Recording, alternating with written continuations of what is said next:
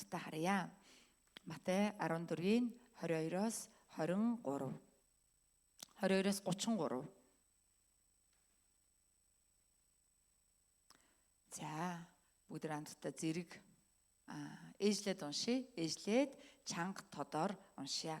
За, тэр даруй Есүс хурсан олныг тараа нь явуулах зур шавнараа завинд суулгаж нөгөө эрэг рүү төрүүлэн явуулав.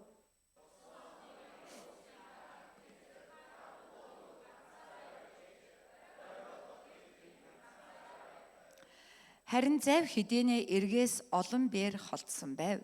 Салхи өөдөөсөн байсан тул давлгаанд түрэгдэж байлаа.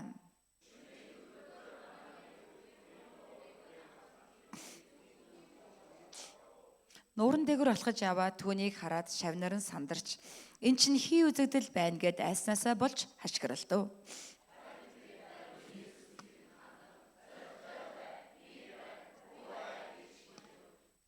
Петр түүнд эзэн хэрв та муу юм бол усан дээгүүр алхаж тань дээр очихыг надад тушаагаач гэхэд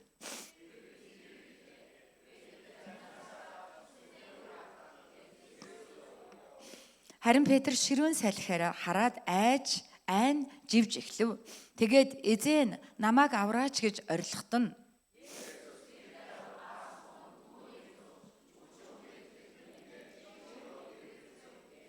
тэр хоёрыг завин дээр гарахад салхи зогсжээ.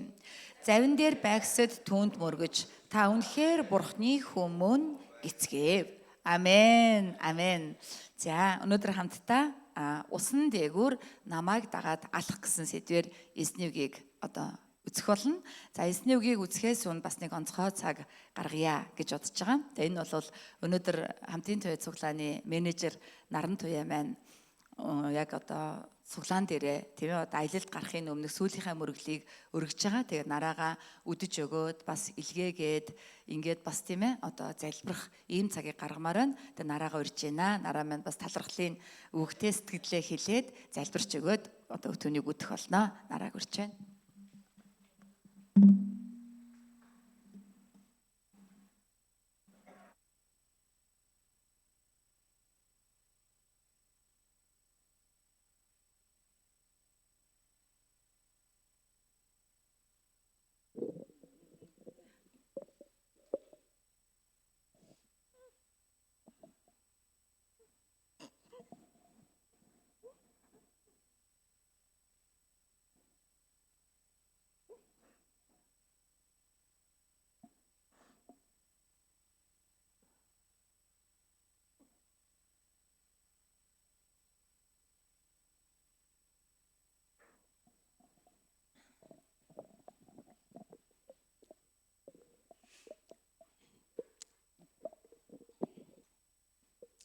Эсний өдрийн мэнд хүргэе. Тэгээд өнөөдрийн бас бурхан бол хүмүүсээр дамжуулан ажилладаг нийгэм байгаа. Тэгээд хамтын туяач болгоны бүхий л итгэгч нараар дамжуулан өнөөдрийн намайг бий болгосон бурханд бас талархаж байна. Бас хамтын туяач болгоныхандаа ч гэсэн шин сэтгэлээсээ баярлалаа. Пастортаа бас баярлалаа.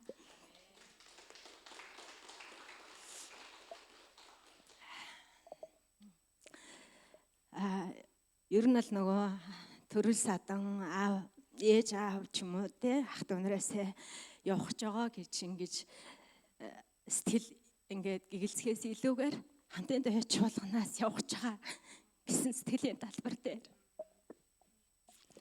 маш их гэгэлцэж байна. Магадгүй маш олон жилийг чуулганыхаа сайн муу уналт босолт алтаа өнөө тээдэрсэн учраас өнөөдөр бас ингэж гэгэлж байгаа хаа гэж би өөрийгөө ойлгож байгаа. Би итгэлээрээ бас энийг үнэхээр сүнслэг гайхалтай гэр бүлтэй байна гэж хүлээж авч байгаа.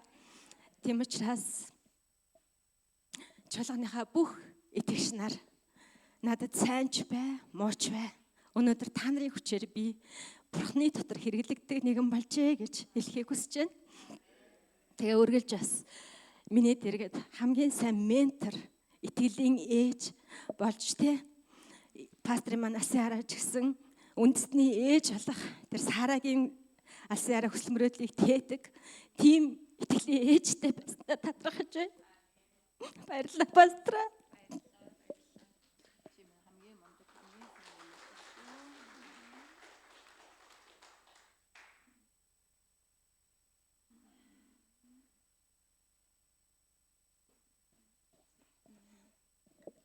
Бурхан бас тэгээд өнөөдрийн намайг явах шийдвэрийг удирдсан гэж би итгэлээрээ хүлээж авсан. Тийм ч учраас амар тайван дотор үнэхээр сайхан байгаа. Хит их хөгшрөхөөс өмнө яваад ирээ гэж намайг бас чиглүүлж байгаа хаа гэж бодож байгаа. Уг нь л би өөрийг нэг хөгшгөн гэж боддгүй. Гэхдээ нэг зүйлийг ингээ харахтаа тийм ээ би бас хөшөрж байгаа юм биш үү гэж боддог. Тэрний юу вэ гэхээр хамтын төвч шуулганд би 10 онд ирж исэн. Тэгэхэд миний урталт айгүй хөөрхөн өсвөр үеийн тий бол ахлах сургуулийн хүүхдүүд магтандууд дуулаад эзнийг алдаршуулж байгаа. Тэр дүр төрх одоо хүртэл сэтгэлд минь дэндүү ойрхон байдаг. Тэдний магтаалаар дамжуулан үгийг бас сайн ойлгохгүй ч гэсэн тэдний магтаалаар дамжуулан би чуулганд явах одоо тийм сэтгэл хөдлөлтөй болсон. Тэрнээс хойш чуулганыхаа эзний өдрийг тоотал хэдэн удаа үйлчлэлээр л ерөнхийдөө мөргөл дээр алгасчихсан удаатай. Тэрнээс бүх өдрүүд тэдний магтаалыг сонсохын тулд очиж бас өнөөдрийг хүртэл иржээ. Тэгээд тэр одоо ахлах насны хүүхдүүд маань өнөөдөр хүүхдүүдэнд төрчихсөн чуулганаар ингээд гүүгээ явж байгааг харахтаа за би хөвширж байгаа юм биш шүү гэж бас хүлээн зөвшөөрж байгаа. Тэгээд бурхан ч гэсэн те за охин минь яваад ирээ гэж намайг бас урамшуулж агаад би бас талархаж байгаа. Тэгээд хамгийн одоо чухал зүйл юу вэ гэдгийг би бас эндээс харж байгаа л да. Юу вэ гэхээр хамтын төвч чуулган бол дуудагдсан. Тэндээс те байгаа талбараасаа дуудагдаж ирсэн чуулганы одоо хамтдаа байдаг одоо ийм чуулган байгаа. Тэгээд чуулган хэдий хамтдаа байх нь сайхан ч гэсэн илгээгдэх нь нэг чухал юм а гэдгийг би бас харж байгаа. Хинч хизээч хамтын төвч чуулганаас эзний нэрийг бариад те эзний дуудлагыг аваад явхад чуулган явуулахад бэлэн байдаг гэдгийг бас энд би бас уриалжлахыг хүсэж байна. Тэгээд хамгийн чухал нь эзний дуудлага миний одоо бодож байгаас агуу байдаг. Та бид бүгдийн бодож байгаас илүү агуу байдаг юм а гэдгийг би бас сэтгэлдээ ингээд төлөвлөд байгаа.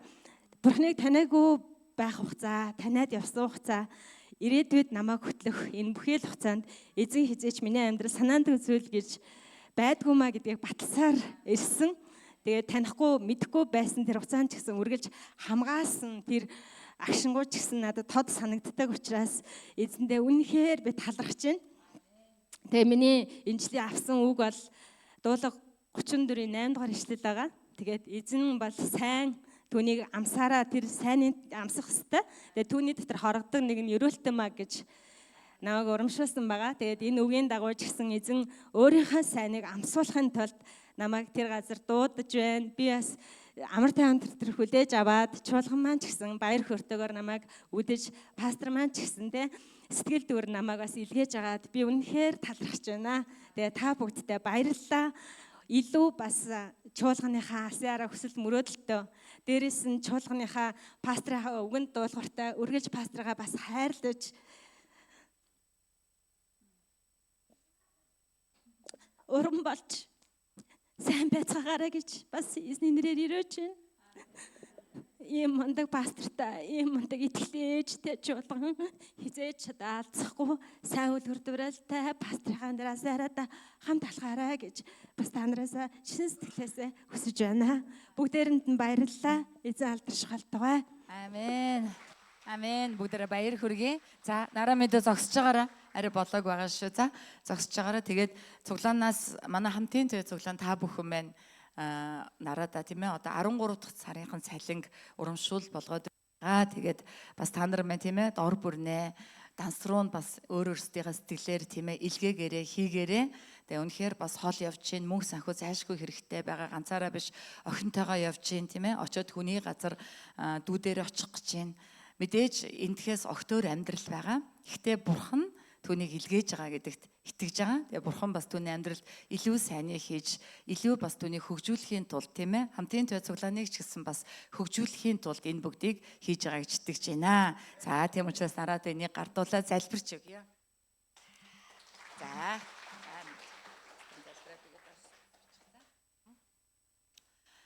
Бүгд хамтдаа залбирая.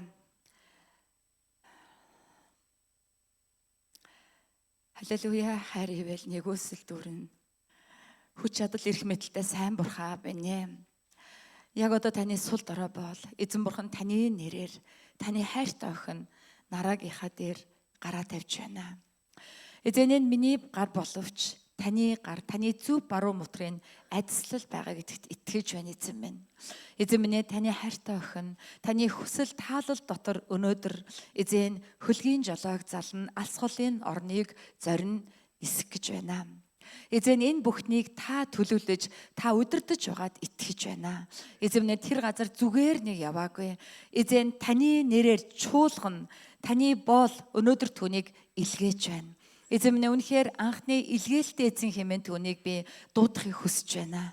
Их эзэн минь тэр газар очиод сайн мэдээ тарааж, эзэн эс үүсгэж, чуулган байгуулж, эзэнд алдрыг өргөх хангалттай хүч чадал тослогоо түнд байгаад би итгэж, бас би урсгаж байна эзэн минь. Та үнэхээр өрөөж хөтлөн дагуулаараа. Эзэн үнэхээр цаг хугацааг та мэддэг, цаг хугацаа таны моторт байдаг. Эзэн та түүнийг үнэхээр хангалттай хэмжээнд тэр газар байлгаад одоо болсон гих үедээ буцааж ирүүлээрэ. Ирүүл байлгаж өгөөрэй аваа. Баяр хөөр дүүрэн, итгэл найдвар дүүрэн байлгаж өгөөрэй.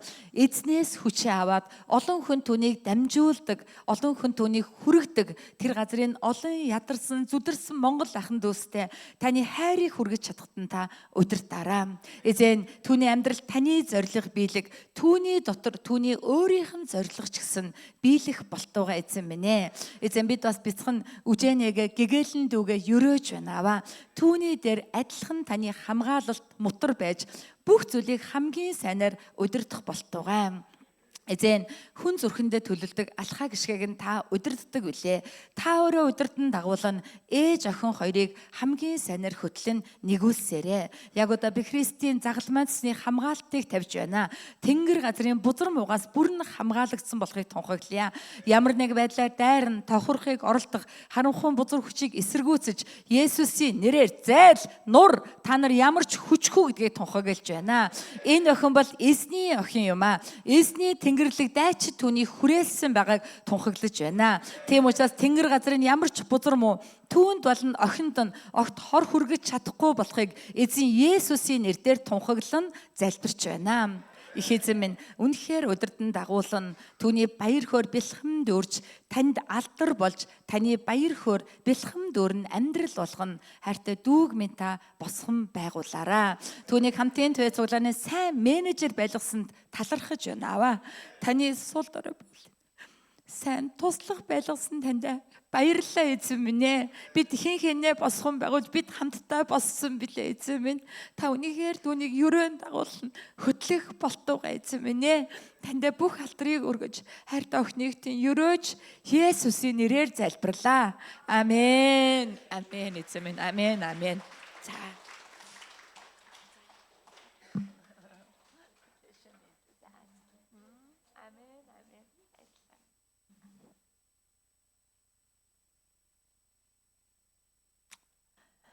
Амен, амен. Эзэнд үнэхээр талархаж чинь бүгд эзэнд алдрыг өргөе. Хамгийн анх 10 онд жижигхэн цуглаан байхад нараа маань ирж илээ. Тэр үеийн нараа, одоогийн нараа хоёр бол үнэхээр эзэн дотор маш их өөрчлөгдөж, маш их хөгжсөн. Би ч мөн ялгаагүй тэр үеийн байдлаасаа маш их өөрчлөгдсөн. Ингэж өөрчлөгдөхөд тийм ээ. Нараа маань надад дэм болж илээ. Би ч бас нараадаа дэм болж илээ. Бид хамтдаа босож хамтдаа өндөөж исэн юм аа. Тэгээ энэ бүхнийг эзэн хийжсэн, эзэн талархаад баршгүй юм. За өнөөдөр хамтдаа эзний үгийг хуваалцъя. Халелуя. Амен. За бурхан бидэнд асар баялаг үзэсгэлэнтэй сайхан газар нутаг, сайхан эх орныг өгсөн байгаа. Бид нар ер нь бол 100 болохоор тод мэдэрдэг. Өвлжчихсэн бас яг уу мэдрэн л дээ. Гэтэ 100-ны улиралд ягаад ч юм Монголын сайхныг бүр илүү мэдэрдэг байгаа. Энэ сайхан газар нутгийн дээр бид нэр 3 сая 500 орчим одоо хүмүүс 500 мянган орчим хүмүүс амьдарч байна.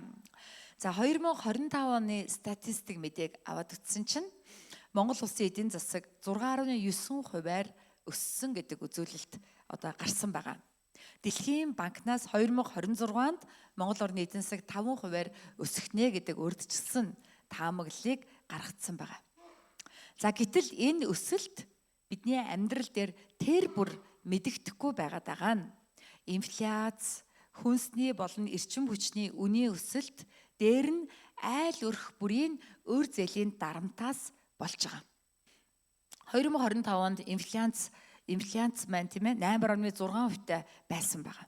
Тэгэхээр энэ бол маш өндөр үзүүлэлт учраас одоо тий бидний амьдрал дээр эдийн засгийн өсөлт яг байгаач яг үндэ бууж ирэхгүй байгаа. Маш олон шалтгаануудын хамгийн том нь болж байгаамаа. За манай улсын хувьд эдийн засгийн хамгийн гол одоо хүч бол уул уурхай мэдээж мал аж ахуй байгаа. Энэ уул уурхай мал аж ахуйн хувьд Монгол орны хятадаас шууд хамаатай. Хятадууд хэрэг худалдаж авахгүй, нүүрс худалдаж авахгүй, малын түүхийд бүтээгдэхүүн худалдаж авахгүй бол тэгээд Монголын эдийн засаг энэ талбар дээрээ бүрэн зогсно. За гэтэл нөгөө талаар Монгол оронд бас хамгийн өргөн хэрэглээний одоо айл өрх бүрийн амин чухал хэрэгцээ өнөөдөр маш урт очир дараалал үүсгээд байгаа ийм одоо зүйл бол бензин байгаа. За бензин бол ер нь бол бүх юмны үн гэсэн үг. Бензиний үн нэмэгдвэл бүх юмны үн нэмэгдэн. Бензин бол ерөөсө бүх юм юмаа гэж хэлгээд бараг буруудахгүй болчиход байгаа тийм ээ. Тэгвэл энэ талбар дээр бид нэр Оросын улбооны улсаас шууд хамааралтай байгаа. Тэгэхээр газар зүйн байрлалын хувьд бид нар ийм одоо байрлалтай байгаа нь бидний хамгийн сул талын нэг юмаа гэж хэлж болох юм аа. Тийм учраас өөр гуравдагч гарцуудыг тийм ээ гуравдагч орны янз бүрийн одоо боломжуудыг хайх ёстой. Эрх баригчид үүний төлөө идэвхтэй шаргуу ажиллах ёстойч тэд нар маань өнөө маргаашийнхаа яаралтай асуудлаас болоод бидний яг сансан шиг энэ одоо талбар дээр ажиллаж чадахгүй ийм л нөхцөл байдалтай бид нар байгаад байгаа. Хүн бүрийн хувийн амьдралын бэрхшээл зовлон гэрвэл бүгдээрээ янз бүрийн өнгө аястаа. Нийтлэг улс орны маань хувьд ямар байна гэвэл ерөнхийдөө иймэрхүү байна. Өсөлттэй байгаач амьдрал дээр бууж ирэхгүй. Зөндөө олон хүчин зүйлүүд байна. Тэр бүгдийг шийдчихээж тэр эдийн засгийн өсөлт амьдрал дээр бууж ирнэ л гэсэн үг юм, тийм ээ. Яг энэ нөхцөлд итгэгч хүмүүс бид нар яг юу хийх ёстой юм болоо? Та нар юу гэж бодож байна? Христч хүмүүс бид нар яг юу хийх ёстой юм болоо? Хамгийн түрүүнд биднэрт хийх ёстой зүйл бол итгэл найдвар бидэрт байх ёстой. Бүх хүн цохирсон, бүх хүн гунж гутсан байсан ч бид итгэл найдвараа хизээж алдаж болохгүй. Ямар итгэл найдвар вэ? Бурхан Монголд хайртай. Дагаад хэлээ 3 Бурхан Монголд хайртай. Энэ улс орныг Бурхан өөрийн алдрын төлөө үр нөлөөтэйгээр хэрэглэх болно. Амен. Үүнд итгэх найдах, итгэн найдах, итгэл найдвар итгэгч хүмүүсийн зүрхэнд байхгүй бол өөр хэний ч зүрхэнд энэ байхгүй юм. Бид энэ итгэл найдвараа алдахгүй байвал бид эх орны төлөө, улс эх орны төлөө илүү их хийж бас олон хүнд энэ найдварыг хүргэж чаднаа. Түүнээс гадна бас нэгэн чухал зүйл нь бид улс эх орн ард түмний төлөө тууштай тасралтгүй залбирч, гэмшиж, Есүс Христийн нэгүслийг дүүрэн байхыг гуйх явдал юм. Амен уу. Энэ бол бидний бас зайлшгүй хийх ёстой ажлын нэг. Итгэл найдвараа алдахгүйгээр залбирал, улс эх орны төлөө залбирна. Ингэхдээ мартаж болохгүй залбирал бол гэмшил юм. Бөөгийн, буддагийн, авилгал, хэл ахуул, шунал, шударгус явдлуудын төлөө өмнөөс нь хаан тахилчийн ёсоор гэмшиж Христийн загалмайн цусны нэгүслийг энэ ард түмний дээр дуудаж залбирах нь ганцхан бидний л хийж чадах зүйл. Хэрвээ бид энийг хийхгүй бол буддаа бусад одоо шашнууд тэр талбар дээр тоглолт хийж ард түмнийг улам бүр мунхруулна, улам бүр харанхуй руу татна гэсэн үг юм аа. Христчийн хүмүүс бид нар бусдын найдал гомдоод, цөхрөөд, улс эх орн ард түмэн төр засгаа муулаад байх учиргүй юм аа.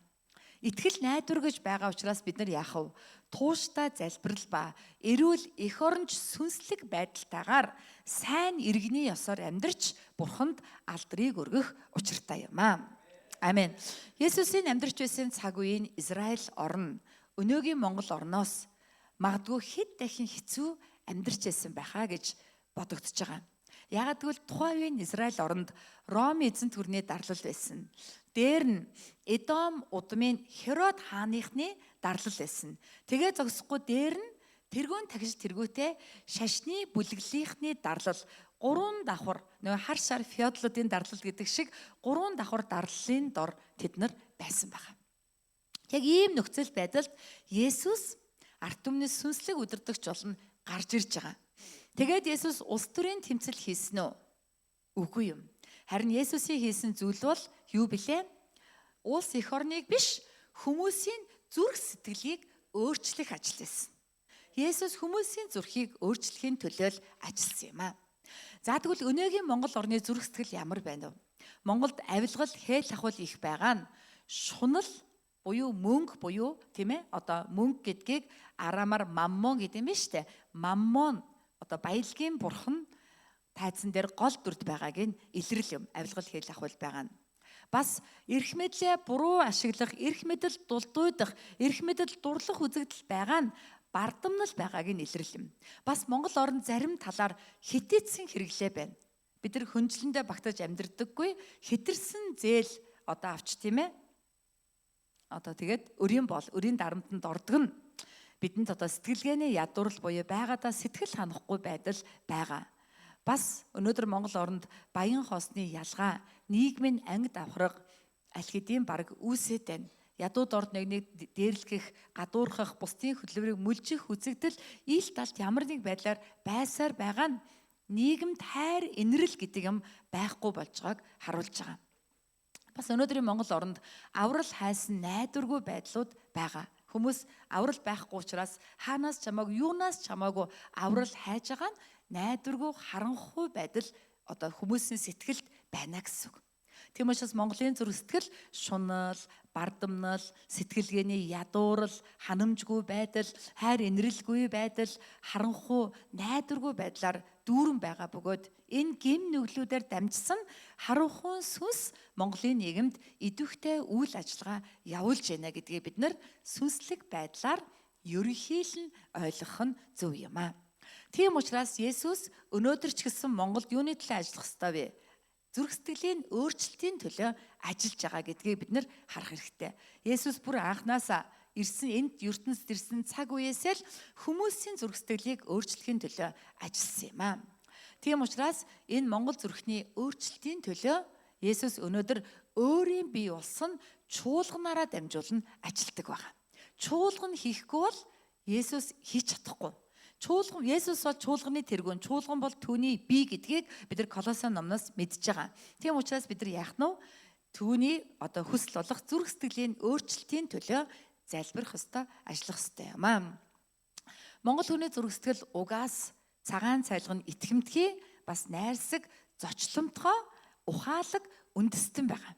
Гэтэл өнөө цагт ийм жинхэнэ цэвэр Монгол зүрх сэтгэл ховрцсон. Ийм сэтгэлийг хайгаад олохгүй олоход ховор ийм болсон байна. Тийм учраас бид нар тийм ээ одоо түүний бие учраас чуулган үүнийг хийх ёстой юм аа. За тэгвэл өнөөдөр үгээр дамжуулан яаж хийх юм бэ? Бид яг юу хийвэл энэ бүх ажлыг хийж байгаатай адил тооцогдох юм бэ гэдгийг хамтдаа харцгаая. Өнөөдөр бидний уншсан Матай номны 14-р бүлэг бол Матай номны яг гол хэсэг байгаа. Матай номыг тийм ээ нийтдээ 28 бүлэг байгаа. 14 гэдгний голт нь 13 бол яг гол оргил, 14 бол оргилоос жоохон уруудж байгаа. Өөрөөр хэлэх юм бол Матай номны хамгийн оргил дээр юу байд юм бэ гэвэл үр цацах зүйрлэл, Тэнгэрийн анчлалын зүйрлэл ба түүний дараа 5 талах 2 загсны гайхамшиг байдаг. Өөрөөр хэлэх юм бол энэ үйл явдлын өмнө Есүс юу хийсэн бэ гэвэл Бетсайдын зэлүүд талд 5 талах 2 загсаар 5,000 хүний хооллон 12 сагс үлдэх гайхамшигыг үлдсэн байгаа. Энэ үйл явдал нь яг үнэндээ зүгээр нэг хоол идэх тухай үйл явдал биш ээ. Харин энэ үйл явдлын цаана Есүс сүнслэг байдлаар юу гэж хэлж байгаа вэ? Түүний үгийг идэж, тэр үгээр амьдр, бас тэр үгийг тараа. Тэгвэл ямар их өсөлт үржилт ирж болохыг харуулсан бэлэгдлийн чанартай гайхамшиг юм аа. Амен. За ингэж Есүс үг чухал болохыг заасныхаа дараа талхнаас болж хурсан байсан олныг тараагаад мөн шавнараа завин суулгаад нуурын нөгөө эрг рүү явуулсныхаа дараа тэрээр залбирахаар уул өд гарсан байгаа. Энэ нь 22-23 дээр гарсан байгаа. Тэр даруй Есүс хурсан олныг тараа нь явуулах зураа шавнараа завинд суулгаж нуурын нөгөө эрг рүү төрүүлэн явуулав. Хурсан олныг явуулсны дараа тэр залбирахаар уулд өд ганцаараа явжээ. Орой болоход тэр тэнд ганцаараа байваа. За тэгвэл эндээс нэгдүгээрт нь Есүс бидэнд юу гэж хэлж байгаа вэ гэвэл юу гэж хэлж байгаа вэ? Залбир гэж хэлж байгаамаа. Залбир. Амен уу. Есүс бидэнд нэгдүгээрт нь залбир гэж хэлж байгаамаа. За наашаа анхаараарай ариунтэй. За хамаагүй хүний нөхрийн мөр далыг барьж болохгүй шүү. Мөргөлийн цаг дээр ялангуяа үгэн дээр төвлөрөөрэй. Наашаа анхаараарай. За залбирал гэж юу вэ? Залбирал гэдэг бол эзэн бурхнаас тусламж гуйх явдал. Залбирал гэдэг бол түүнтэй ярьж дуу хоолойг нь сонсох явдал. За би танаас асууя. Та ер нь ойрдоо хэрэг залбирч байгаа вэ? За ойрдоо хэрэг залбирч байгаа вэ? Та тавтахын залбиралдаа ирж байгаа юу? Бид нар залбир гэхээр залбирч байгаа л гэдгийг. Залбирч байгаа л гэдэг. Залбирч байгаа гэдэг хариулт нь яг хэр чанартай вэ, хэр жинхэнэ бэ гэдгийг хинч мэдэхгүй. Хэрвээ бид үнэхээр залбирдаг бол адгийн наад захын юм тавтахын оройн залбирд ирдэг байх хэрэгтэй. Хамтдаа залбирдаг байх ёстой. Залбирлын цагт зориулалт гаргадаг байх ёстой. Тэгжээж та би залбирдаг гэж хэлнэ. Амен уу. Залбирал гэдэг бол тушаал юм аа. Бас Есүс яаж залбирахыг л заасан байгаа. Яаж итгэхийг заагаагүй, харин яаж залбирахыг заасан. Тэгэхээр залбирал гэдэг бол юу вэ? Сүнслэг хөдөлмөр. Амен уу. Ийм сүнслэг ажлыг хийхгүй бол сүнсээр залхуу байна гэсэн үг. Сүнсээр залхуу байх юм бол удахгүй сүнсээрээ таргалаад тарган ажил хийхгүй гэвтээ дэвэл таргалдаг шиг тарган хүн болоод сүнсээрээ ингээд тарган байгаа дэвэл яах вэ? Ямар ч мэдрэмжгүй баяжцсан сүнслэг өсөглөн тийм цангалтгүй хүн болж хувирах юм бол залбиралгүй болно, унтаа болно, нойрмог болно. Залбирах гэхээр оронд нь нойр хүрдэх хүн болно хувирдаг юм аа. Библийн баатруудыг аваад үзэх юм бол бүгд залбирдаг байсан. Библийн баатрууд ямар мундаг, ямар агуу илээ. Гэтэ тэдний хинэн ч залбирлыг таслаагүй, залбирал дээр залхуураагүй, амьдралаасаа авч хаяагүй, илүү шаргуу, илүү ихээр залбирч байсан байгаа. Илия жирийн хүн байсан. Илия. Гэтэ шаргуу залбирахт нь 3 жил 6 сар газар дээр бороо ороогүй. Түүнийг дахин залбирахад тэнгэр хур бороогоо оруулж газар ган гачгаа зогсоосон байгаа. Тань шиг над шиг жирийн хүн байсан. Гэтэ тэр яаж залбирсан бэ? Шаргуу залбирсан. Тэр шаргуу залбирсан, идэвхтэй залбирсан, тэр өвдөг сөгдөж байсан. Нүрээ өвдөгнийхээ завсар хавчуулан тонгоож, бүхийж эзний оршихуйг ирнэ, тийм ээ? Далайн чандаас алгын чинээ үл гарахыг харна хартлаа 7 удаа буюу хангалттай хэмжээгээр залбирдаг байсан байгаа. Бид нар ингэж залбирчээвэл би залбирдгаа гэж хэлж болж байна. Гэхдээ ингэж залбирахгүй байгаа бол би залбирдаг гэж хэлэхдээ бид нар ичих хэрэгтэй болж байгаамаа. Тийм учраас бид нар үнэхээр залбирах ёстой юм аа. Залбирал гэдэг бол христчин хүмүүсийн онцгой эрх юм аа. Залбирлаар бид нар сэтгэл хангалуун болдог. Залбирахаар биднэрт итгэл найдвар төрдөг.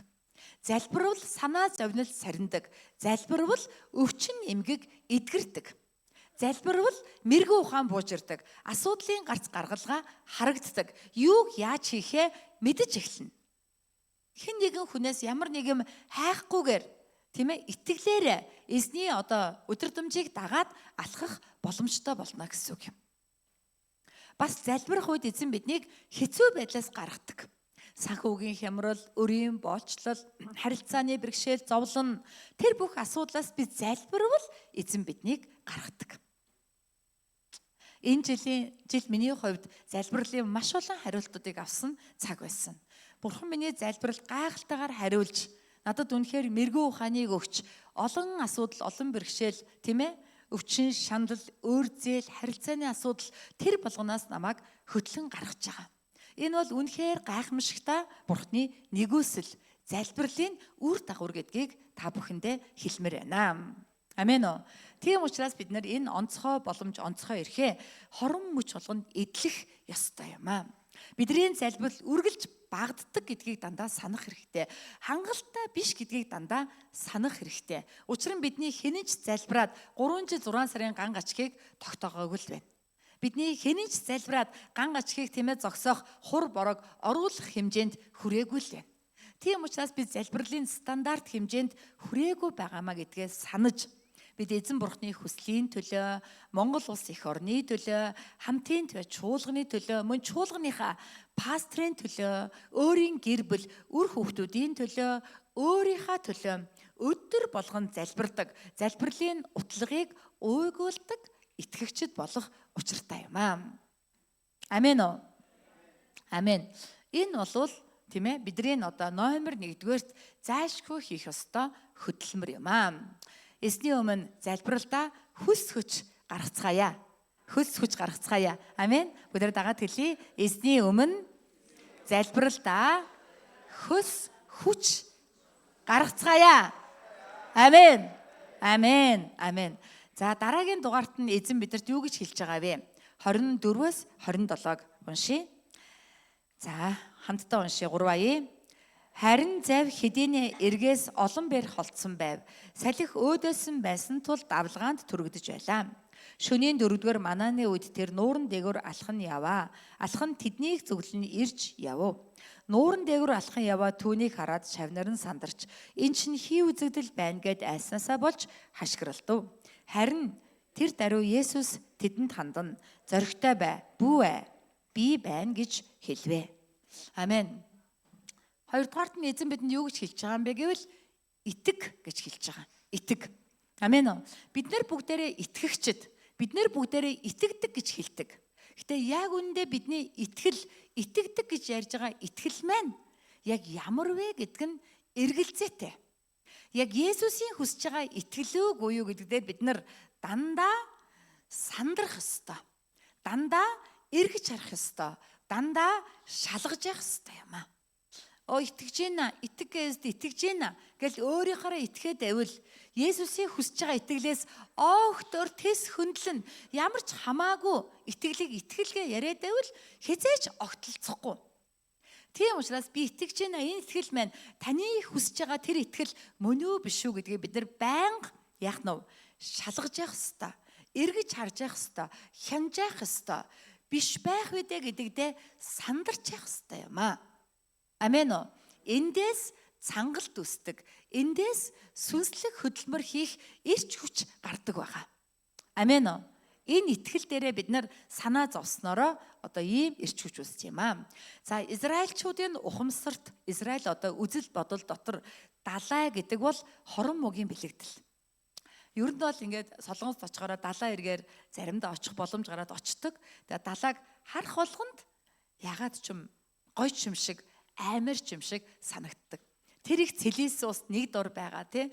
Алхаал яваад орох юм бол явсаар тэгэл шууд оёргүй гүн рүү ингээл живээл тэгэл үхэн яг л үхэл хажууд байгаа ч юм шиг ийм одоо мэдрэмж төрдөг. Тэгээ бодохоор далаа гэдэг үнэхээр далаа нэрхтээ далаа нь одоо тий далаагаар амьдардаг улс орны хувьд бол хорон муугийн айдсын бэлэгдэл болохоос аргагүй байгаад байгаа байхгүй. Тэгэхээр Есүс бол далаа мангасыг дарсан. Есүс усан дээгүүр алхаж байгаа нь Есүс далайг дардаг гэдэг бэлэгдлийг харуулж байгаа маа. Тийм учраас өнөөдөр байгаа нуур далайны нэг хэсэг бөгөөд нуурч ялгаагүй. Тийм учраас нуурыг гим нүгэл хорон муугаар дүүрэн байгаа нүгэлт ертөнц, нүгэлт ухамсар үзэл бодол гэж ойлгож болно гэсэн үг юм.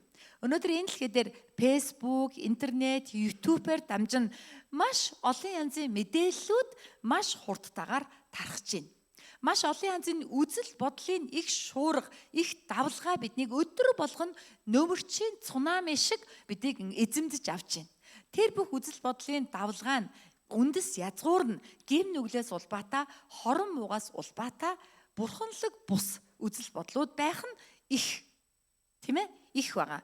За ийм одоо үзэл бодлын одоо буюу хорон муугийн тэнгис далай мэт ертөнцид итгэгчд биднийг эзэн амьдруулахын тулд эзэн дагалдагч нартаа нараа завинд суулгаад явуулсан шиг бидэнд завийг өгөөд явуулдаг юм аа. Амен уу? Өнөөдрийн 22 дугаар ишлэл хамгийн гайхалтай ивэлтэй одоо ишлэл байсан. Бид нар өмнө энэ дээр 5 дахь өдрийн мөргөл дээр бас энэ үгийг Лук номоос хуваалцж ирсэн байгаа.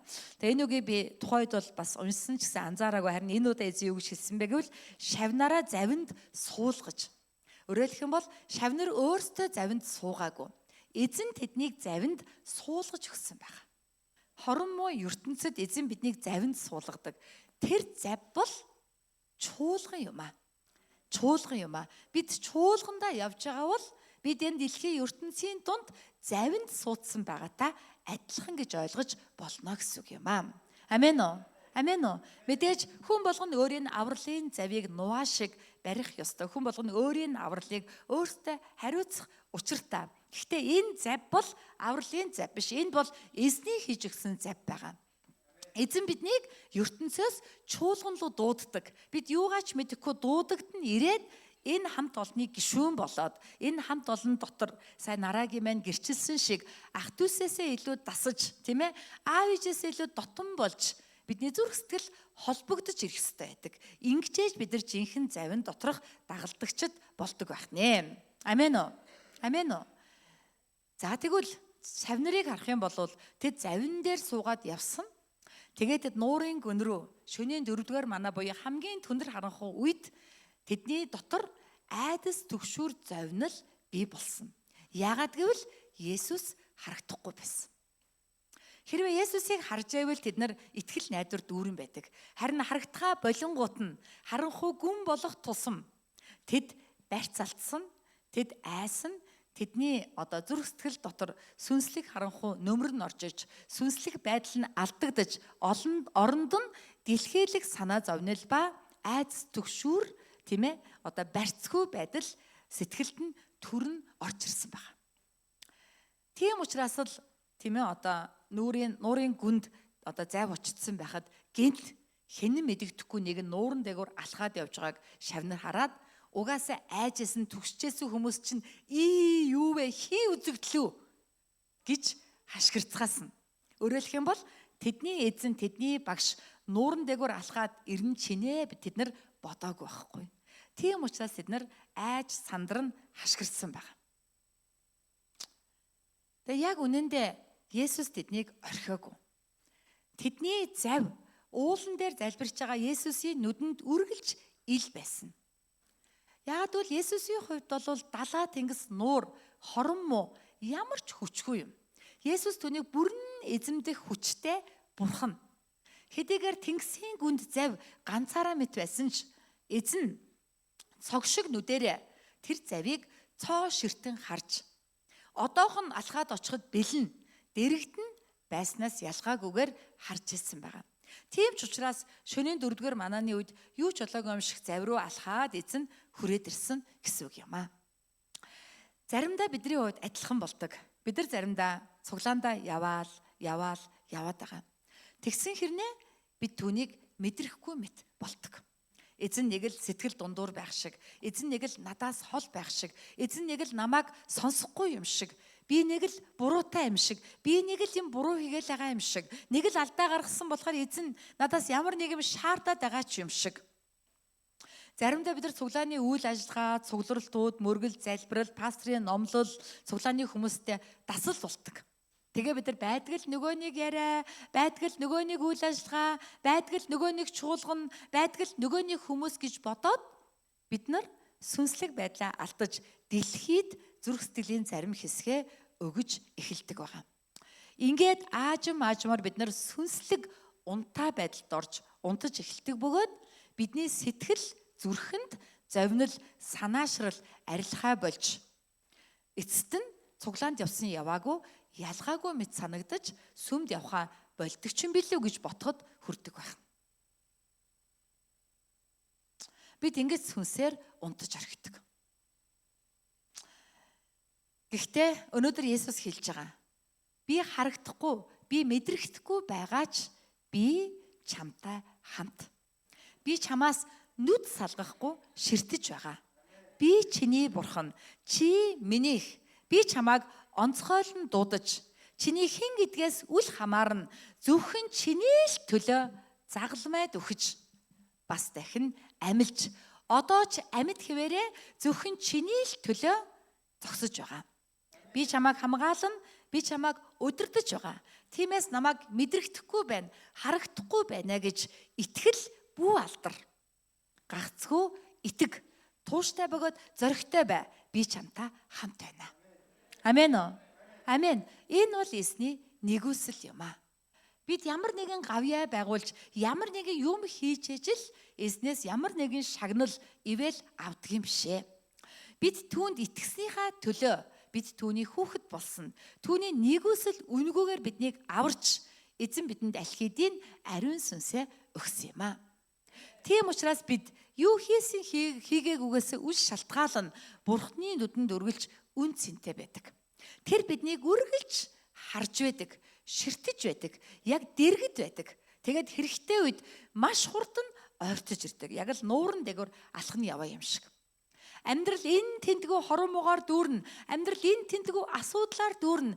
Яг одоо өгчих гэж байгаа юм шиг, яг одоо сүрчих гэж байгаа юм шиг санагдсан ч бидний итгэл алдрахгүй байх шалтгаан нь тэр биднийг одоо ч харж байгаа гэдэгт итгэхээс хамаардаг байна.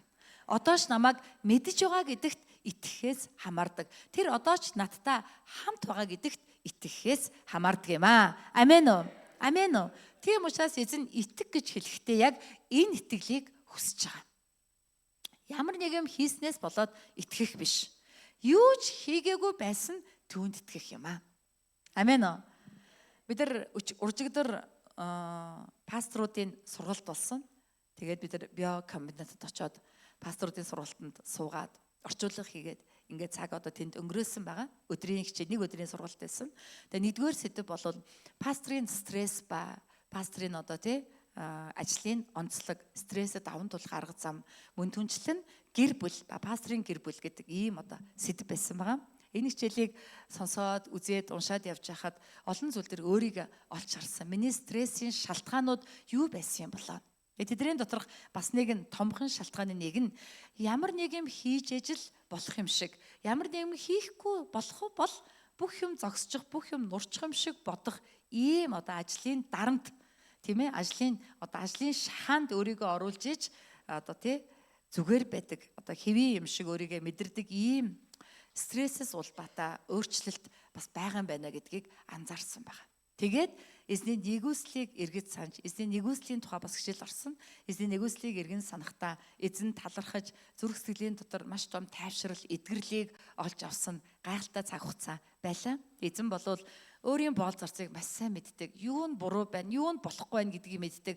Цаг тухайд нь яг хэрэгтэй хүнийг илгээж, тэр бүгдийг эмчилж, эдгээж, босгож, удирдан дагуулдаг эзэн гэдэгт талархаад баршгүй юм аа.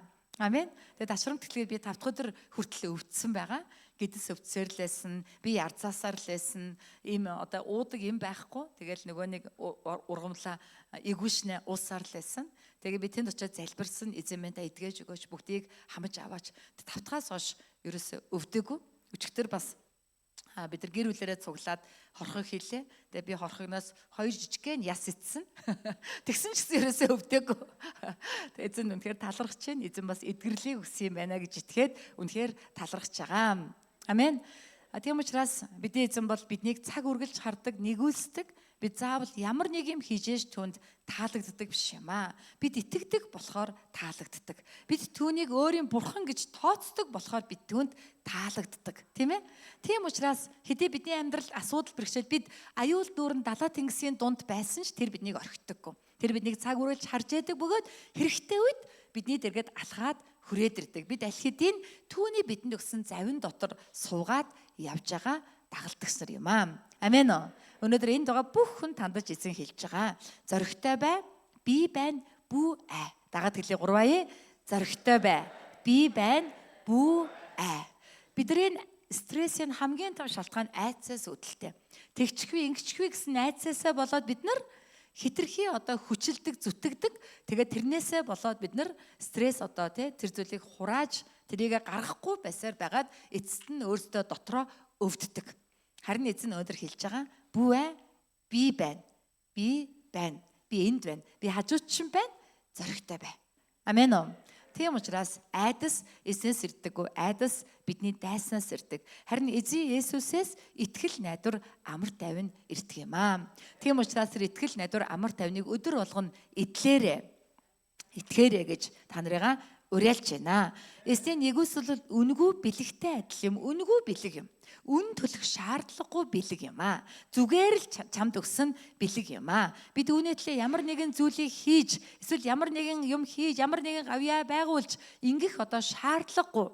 Хорон мөч болгонд зүгээр энэ байгаагаараа, энэ итгэлээрээ, энэ одоо сонголтоороо, энэ дуудлагаараа би түүнд тааламжтай бөгөөд тэр надтай цуг байгаад итгээсэй гэж та бүгдээгээ дахин уриалъя. Амен уу. Амен. Хамгийн сүүлдэн 3 дугаарт нь 28-аас 33 дээр эзэн ингэж хэлсэн байна. Бүгдээ 28-аас 33-ыг уншъя. Петр түүнд эзэн хэрв та муу юм бол усан дээгүүр алхаж тань дээр очихыг надад тушаагаач гэхэд тэр ир гэлээ. Петр завнаасаа гарч усан дээгүүр алхах нь Есүс рүү явв. Харин Петр ширүүн салхи хараад айн живж эхлэв. Тэгээд эзэн намайг авраач гэж орилгот нь Есүс тэр даруй гарт сунган түүнийг зуурч өчүүхэн итгэлтэн бинэ. Чи юунд эргэлзэв гэлээ. Тэр хоёрыг завин дээр гарахад салхи зогсжээ. Завин дээр байгсад түүнд мөргөж та үнэхээр Бурхны хүмүүн гисгэвэ. Амен. Амен. Есүс Христ бол бүх ертөнцийн эзэн. Түүний Есүс Христ гэдэг нэрийн өмнө өвдөг бүхэн сүгдэх учиртаа. Ам бүхэн түүнийг эзэн хэмээн өчих учиртаа. Яагаад гэвэл Есүс ганцаараа үхлийг яланд хэлсэн байгаа.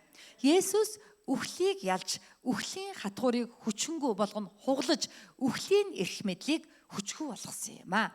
Үхэл Есүсийн загалмайд ялагдаж, үхэлтэй ижил төстэй хамаатан гудам болох айдас, түгшүүр, санаа зовнол, өвчин эмгэг, ядуурл, гайгамшиг, хараал, хорон муу бүхэн загалмаа дээр ялагдсан юм аа.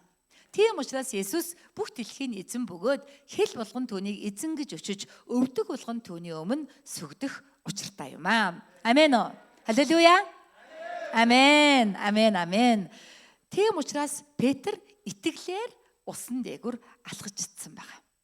Петр жиргэнийг дагалдагч байсан. Гэсэн ч итгэлээр яг энэ Есүсийг эзэн бүгдийг ялан дийлэгч гэдэг итгэлээр харах үед усан дээгүр буюу хорон муугийн дээгүр алхаж чадсан байгаа. Амен уу.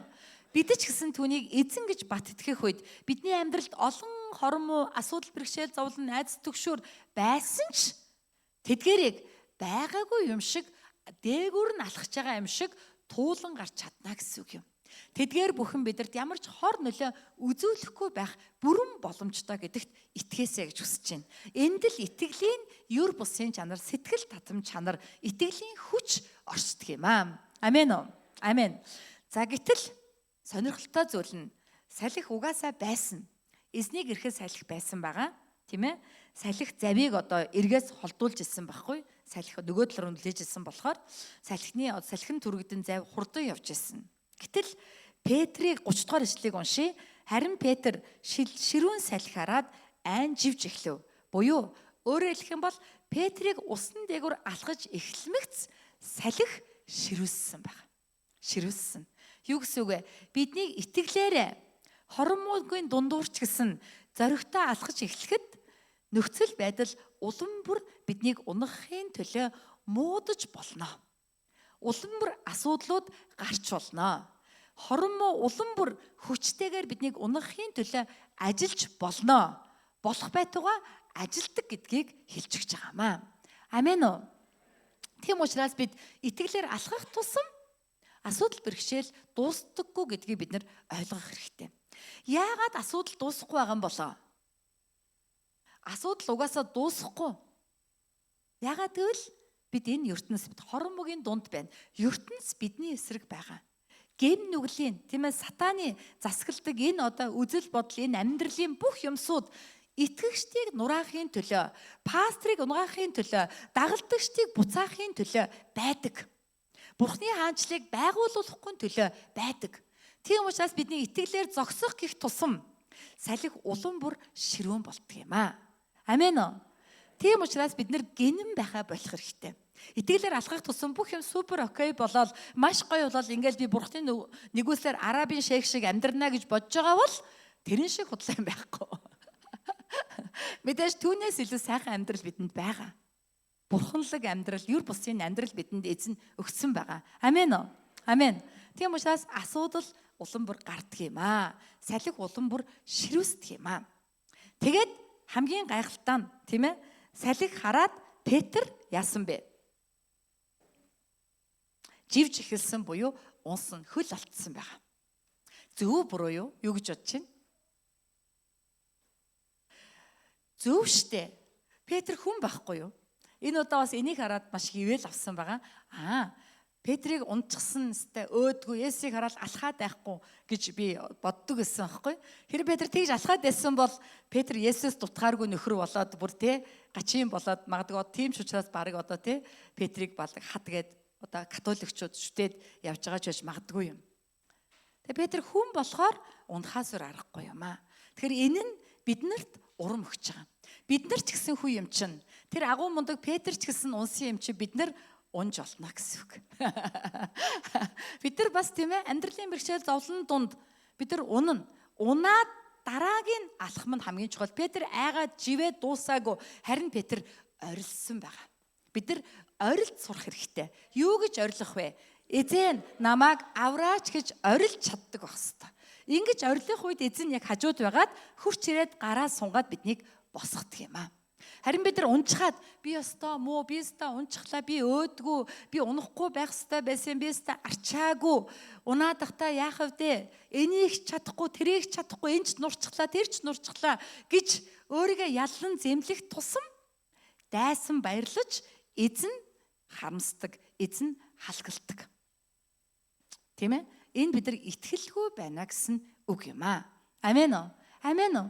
Тийм учраас бид нар хүмүүсийг, нөхцөл байдлыг итгэлээр амьдрах гээд явах тусам улам бүр намайг унахын төлөө илүү хормоо байдлуудаа харуулan гэдгийг тооцоолцсон байх хэрэгтэй.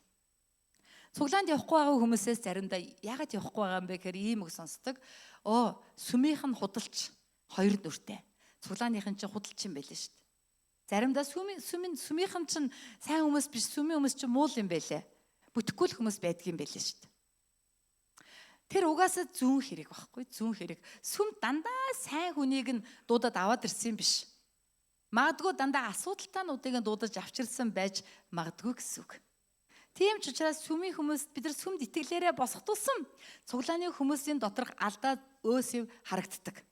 Тийм ээ? Тэгээ үнэхээр бас би нараадаа баярлдаг нь нараа надтай ойрхон байх тусам миний хамаг алдаа хамаг сул талыг хамгийн сайн мэддэг.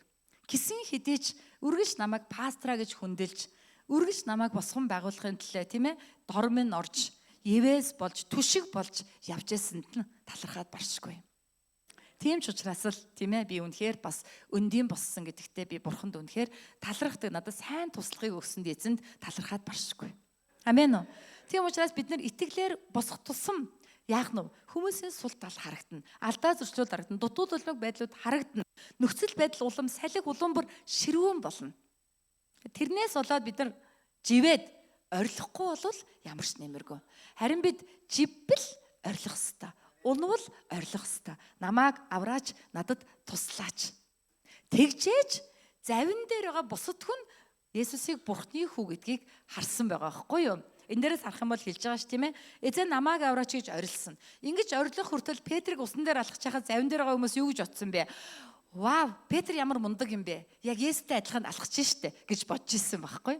Гэтэл Петр ширүүн салхи хараад живээд тэгээд орилоод Есүс хурц ирээд өчүүхэн итгэлт юм юунд айн вэ гэд гараа сунгаад түүнийг татаад хоёулаа завин дээр ирснийг завин дээр байгаа хүмүүс хараад Петрээс лөө Есүст алдрыг өргөж юу гэж хэлсэн байна вэ? 33-ыг харуул та үнэхээр Бурхны хүү мөн гэцгээвэ. Амен уу. Тэгэхээр бидний сул дорой байдал, бидний уналт нь тэгээд эзэн лөө хандаа хашгирч орилж байгаа. Яг энэ моментэд юу үүсдэг юм бэ? Бидний ярьдаг гэрчлэл үүсдэг байхгүй. Гэрчлэл үүсдэг. Гэрчлэл гэж юу вэ? Өөрийн сул дорой хэлхийг хэлж байгаа. Би ингэж унаад, ингэж дороотоод, ингэж нүгэл үлдээд, ингэж айгаад, ингэж өвдөө. Тэгээ би ингэж хашгираад, ингэж орилоод эзэн надад ингэж тусалсан юм аа. Тэгвэл хүмүүс Есүс Бурхны хүү гэж ойлгоно. Гэтэл хүмүүс гэрчил ярихаараа өөрийнхөө ямар мундгийг яриад идэг. Би ингэж мундаг залбираад, ингэж мундаг хийгээд, ингэж мундаг. Тэгвэл та мундаг, эзэн мэдээж мундаг, та бас тутахгүй мундаг юм байна гэвэл энэ гэрчлэл биш болно гэсэн үг. Гэрчлийн онцлог нь бид өөрсдийн доройгоо ярихад байгаа. Тэгээд эзэн ямар агууг ярихад л байгаа байхгүй юу? Амен. Үүнээс гэрчлэгийг энийг дандаа оруулж явах ёстой ш. Энийг бүр хэлийгээ бодод байсан. Өнөөдөр хэлэх байж тээ. Уг нь зөндөл хэлсэн тэ хүмүүс мартчих юм. Гэрчил ярихаараа л хүмүүс юм муугаа ярихаас ичдэг юм уу? Гарч ирэл баахан сайнаа ярьчаад буучдаг. Бид нар ичггүйгээр муугаа ярьжээвэл бид нар жинхэнэ гимссэн болно гэсэн үг. Амен. За тийм учраас тийм ээ бид унхан зүүн хэрэг унсан бол орилдог байх ёстой юм аа. Орилдог байх ёстой. Тэгж орилох үед эзний нэгүсэл бидрийг босгодог, бидрийг байгуулдаг, бидрийг бүтээдэг, тэгжээж бид өөрчлөгддөг, тэгжээж бид тийм ээ эзэн дотор улам бүр өөрчлөгдөж, тэгээд бусад хүмүүс бидний энэ өөрчлөлтүүдийг харахтаа Бурхан үнэхээр бурхан юм байна. Бурхан л биш бол энэ хүн ийм болох боломжгүй юм а гэдгийг хүмүүс одоо тий харж эзэнд алдрыг өргөдөг юм аа. Амен. Амен. Тийм учраас ах トゥ нар минь ээ бид унаж болноо. Унсан бол орилох учиртай юм аа. Тийм учраас эзэн өндөр хэлж байгаа. Чийч усан дээгүүр алхаад над руу ир. Чийч усан дээгүүр алах. Тэгтээ чи унана. Би чамд туслана. Тэгээд хамтдаа алхана. Тэгээд хамтдаа алхвал бусад хүмүүс алдрыг харна. Бусдын төлөө чи усан дээгүүр алхах учиртай гэж хэлж байгаа. Амен уу? Хорон муугаас айгаад, санаа зовоод түгшээд байх биш. Харин хорон муу нөхцөл байдлын дундаж гэсэн бид нар итгэлээрээ залбиралтайгаар алхаж явж байгаад унсан ч эзнээс түшээд өндийгээд тэгээд түүнийг гэрчил болгон ярихад чуулган босч идэг. Бурхны хаанчил тэлжээдэг, хүмүүс өөрчлөгдөж идэг. Тэгээд чиний итгэлээр би зоригжиж, чамаа хараад би улам бүр босож бид хамтдаа өндийж идэг байгаа. Амен уу? Амен уу? Тийм учраас эзний ажил гайхалтай юм аа. Би дандаа сайхан яваад байх нь эзний ажил биш юм аа. Би сайхан явж байгаад унаад босоод бүр сайхан болоод дахиж унаад босоод бүр сайхан болоод тийм ээ ингэж би өсөж уналтан дотор өндийж эзний нэгүслийг амьдрал дээрээ үнэхээр эдэлж байгаа нь жинхэнэ амьдрал бөгөөд ингэж амьдрахыг л итгэлийн амьдрал гэж байгаа бөгөөд үүгээрээ бусдыг босгон байгуулахыг тийм ээ үйлчлэл ба мөргөл гэж байгаа маа. Амен уу? Амен уу? Тийм учраас тийм ээ янз бүрийн донтолтууд байна, амьдралын асуудлууд байна, шийдэгдэхгүй удаж байгаа өчгөрсөн залбирлын сэдвүүд эдэнд байдаг. Гэтэ бид нар энэ сэдвүүдийг цөхрөл гэж харах хэрэггүй. Харин бид нар өчүүхэн төдий ч гэсэн өсөлтийн төлөө талархаж, итгэл найдвараа алдахгүй байж болж гин, өөрчлөгдөж гин, бүтэж гин гэх тэр болгоныг гэрчлэл болгож тэгээд тэр жижигхэн одоо тий хадан цохооны ирмэг дээр зогсоод илүү өндийхийн төлөө залбирч явах хэрэгтэй юм аа. Гэтэл бид нар шууд л супер өөрчлөлтийг хүсдэг. Тэгэхгүй болохоор нь ундаг. Тэгээд тэнд ингээд шалж байгаа хэвтээд босч ирдэггүй. Эзэн лөө хандаж орилдогчгүй тэнхээгүй болдог. Ингэвэл бид итгэлийн хүн биш ээ гэсэн үг юм. Амен уу? Хажуудлын үндэ хэлдэ эзнийг дагаад усан дээгүүр алхъя. Живсэн ч зүгээрээ эзэн түшнэ. Зоригтой байя. Амен. Амен. Амен. Амен. Яг л тийм итгэлээр тийм ээ бид бүхэн амьдрдаг байцгаая гэж та бүгдээгээ өрөөж байна. Багтаалын байгийн өрж байна. Амен. Бид нар үнэхээр эзнийг одоо ойрхон байгаад нэгдүгээрт нь эзний өмнө залбирах хэрэгтэй, дуудах хэрэгтэй. Цаг үргэл залбирлын галыг унтраахгүй байх хэрэгтэй. Залбирал дотор мэдээж хамгийн чухал зүйл бол гимшил байгаа. Энэ галыг унтраачлахгүй. Хоёрдугаарт нь бид дандаа итгэж явах хэрэгтэй. Ямар ч нөхцөл байдалд өнөөдөр өдөр бүрийн залбирлаа хийгээгүй ч байсан итгэж явах хэрэгтэй юм аа. Бас бид нар усан дээгүүр алхаж байгаа мэд хорон мөгийн дундуур юу ч болоогүй юм шиг алхаж сурах хэрэгтэй. Өвдөөгүй хүн шиг, зовоогүй хүн шиг, уйлахгүй байгаа юм шиг, бүх зүйл сайхан байгаа юм шиг эзний итгэл найдвар дотор алхаж сурах хэрэгтэй. Тэгээд унсан ч эзнийг дуудана орилоод босдог, түүнийгээ гэрчлэл болгоно, бусдыг босгодог эзний хүмүүс, эзний дагалдагчид болцгоё. Амен. Бүгд хамтдаа эзний өмнө магтан дуулъя. Бүхнээс эрхэм, бүхний дээд нэр болсон эзний нэрийг магтъя. Тэр нэрийн өмнө өвдөг болгон